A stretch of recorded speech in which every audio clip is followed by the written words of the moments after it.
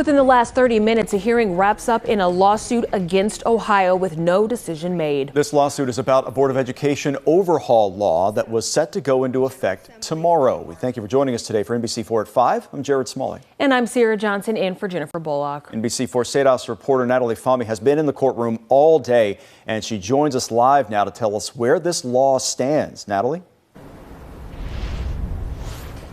Jared, Sierra, right now the law is put on hold until a decision is made. A judge can decide to put another 14-day hold on the law or put an indefinite hold on the law as the court proceedings continue. A judge can also decide to put no hold on the law as legal proceedings move forward or dismiss the case altogether.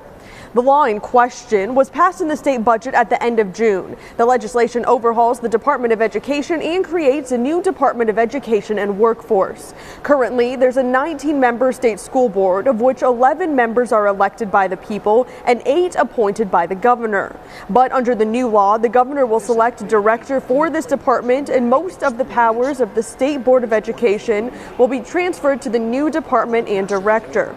The school board handles things like state report cards, evaluating curriculum and policy implementation. The defense brought forward one witness who works for the Ohio Department of Education, who says if the law does not go into effect tomorrow, there will be a lot of questions about how the department moves forward. The defense also says the state has spent resources, time, and money to build up the new department.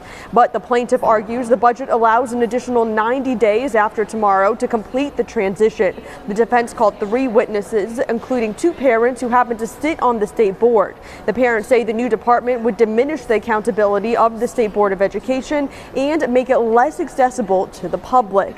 Now, each side has to submit facts and findings to the judge by Wednesday at noon, at which point a decision will likely be made. And in just less than 15 minutes here, both the governor and lieutenant governor are expected to hold a virtual press conference about this law case. Local for you in Franklin County, I'm Natalie Fahmy, NBC4. Thank you, Natalie. We will, of course, keep you updated about this case throughout the evening on air and online at NBC4i.com. And you can, of course, download our news app. All you have to do is scan that QR code there on your screen.